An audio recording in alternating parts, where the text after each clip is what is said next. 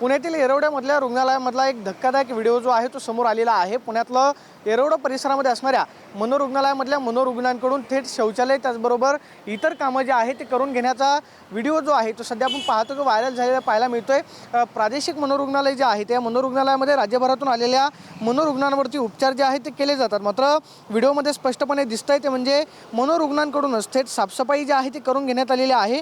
मात्र यावरती रुग्णालय प्रशासनाने जी दिलेली माहिती आहे ती म्हणजे या रुग्णालयामध्ये ज्या सफाईचं कंत्राट ज्या कंपनीला देण्यात आलेलं होतं ते कंपनीचं बिल जे आहे ते कपात करण्यात आलं।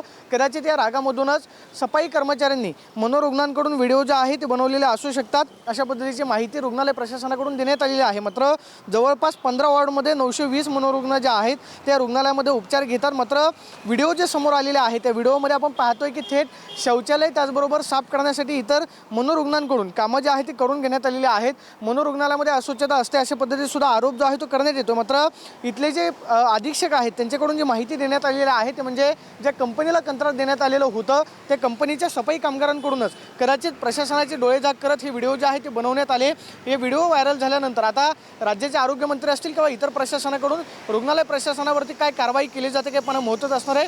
मात्र आपण पाहतो की जो व्हिडिओ समोर आलेला आहे तो व्हिडिओ मात्र धक्कादायक आहे आणि थेट मनोरुग्णांकडूनच रुग्णालयामधली इतर कामं जी आहेत करून घेण्याचा प्रकार जो आहे तो समोर आलेला आपल्याला पाहायला मिळतोय।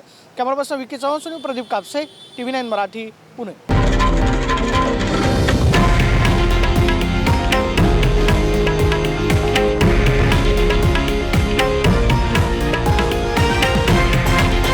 हे आहे देशातील नंबर 1 न्यूज नेटवर्क आणि आपण पाहत आहात TV9 मराठी, एकमेव।